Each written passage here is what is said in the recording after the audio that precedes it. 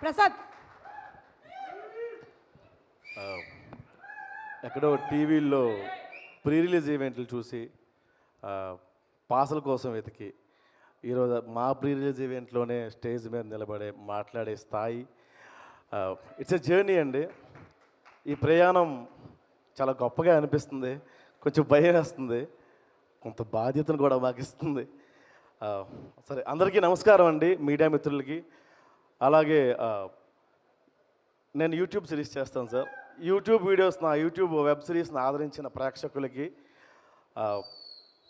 నాకు ప్లాట్ఫామ్ కల్పించిన తమిళ మీడియాకి, నన్ను భరిస్తున్న ఇన్ఫినిటమ్ నెట్వర్క్కి వాళ్ళకి ఖచ్చితంగా థ్యాంక్స్ చెప్పాలండి. ప్రతి వెబ్ సిరీస్లోని ప్రతి ఎపిసోడ్లోని కమిటీ కూరాలు అనే పదాన్ని ఇంక్లూడ్ చేసేసి అన్ని ఎపిసోడ్లు చేసా. బయట అది కమర్షియల్గా డబ్బులు తీసుకుంటాం, బట్ నాకు సపోర్ట్ చేశారు. థ్యాంక్ యూ సో మచ్ అండి.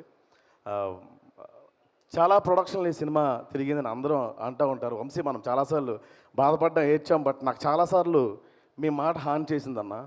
ఒక డైమండ్ని సికింద్రాబాద్ రైల్వే స్టేషన్ దగ్గర అమ్మితే అది ఎవరు 5 రూపాయలన్నా కూడా ఆలోచిస్తారు. అది ఒక షోరూంలో పెట్టంతే 1000 కోట్లు అని చెప్తా, 1000 కోట్లేనా అని ఆలోచించే బిజినెస్ మ్యాన్స్ ఉన్నారు అని. ఆ ప్లాట్ఫామ్ మాకు పింక్ ఎలిఫెంట్ అన్న, నిజంగా అది. అండ్ ఈ ప్రాజెక్టు మేము ఖచ్చితంగా చేస్తామన్నా. సినిమా అయితే ఖచ్చితంగా చేస్తాం, ఆపేవాడు అవ్వలేడు. అది కన్ఫామ్గా చేస్తామని తెలుసు. ఎలా చేస్తామో తెలియదు అన్న, ఎక్కడ చేస్తామో తెలీదు. అప్పుడు అక్కడ కనిపించాడు దీపక్ అండ్ అంకిత్ కొయ్య. వీళ్ళందరూ వంశీకి ఫ్రెండ్స్ అవ్వడం, ఫనీ అన్నని కలవడం, ఫనీ గారు నిహారిక దగ్గర వరకు వెళ్ళడం, ఈ సినిమా ఎలా రూపుదిద్దుకోవడం చాలా ఆనందంగా ఉంది. 11 మంది హీరోలు అంటున్నారన్న. ఎవరు నమ్మకంటే 11 మంది హీరోలు లేరు, ఒక్కడే హీరో కథ. ఈ సినిమా వెనకున్నారన్న వంశీ డైరెక్టర్ అన్న, అతనే హీరో, ఈ సినిమాకి మెయిన్ హీరో. సెకండ్ హీరో మేము ఆర్టిస్టులు అన్నా, మాకు అవకాశం లేదు, గతి లేదు, చచ్చినట్టు అవకాశం ఇస్తారా అంటే మేము వెళ్ళాల్సింది, మాకు వేరే ఆప్షన్ లేదు. కాబట్టి మేము హీరోస్ కాదు. First director hero. రెండోది ఏ ప్రొడక్షన్లో చేస్తున్నామో తెలీదు, అసలు చేస్తామో ఏమో కూడా సరిగ్గా తెలియని టైంలో పాటలన్నీ కొట్టేసి తిరిగాడన్న మా మ్యూజిక్ డైరెక్టర్ గురూజీ. నాకు తెలిసి ఏ మ్యూజిక్ డైరెక్టర్ కూడా పాటలు కొట్టేసి పాటలన్నీ రెడీ చేసి ప్రొడక్షన్ హౌస్కి తిరగడన్న. అలా తిరిగాడన్న. వాళ్ళిద్దరు they are the heroes. Production హౌస్కి వచ్చిన తర్వాత నిహారిక ప్రొడ్యూసర్స్ హీరోస్ అయ్యారు.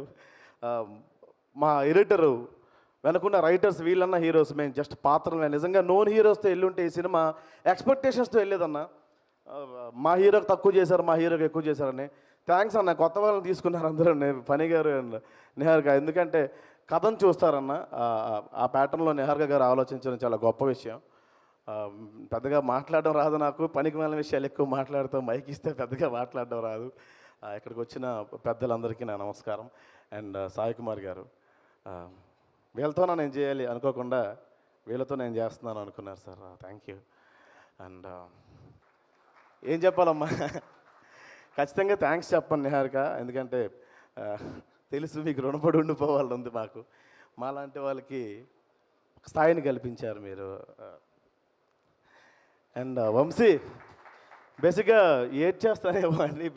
సార్ అన్న, నాకు కామెడీ వీడియోస్ అవి చేస్తూ ఉంటానన్న. నేను సెంటిమెంట్ అంటే కొంచెం గ్లిజర్ అనేది వాడాలి. బ్యాక్గ్రౌండ్ మ్యూజిక్ చేసి సెంటిమెంట్ సీన్లు ప్రాక్టీస్ చేయించేవాడన్నా. ఆ రోజు నుంచి సినిమా చూసిన ఏ బిట్ చూసి మనం చేసాం అనే స్థాయికి వచ్చేసాం. ఏమో ఏడ్ చేస్తానేమో అని నేను టిష్యూస్ పట్టుకొచ్చుకున్నా, ఏడుపు రావట్లేదు. థ్యాంక్ యూ సో మచ్ అండి. థ్యాంక్ యూ అండి, thank you so much. Thank you అమ్మా.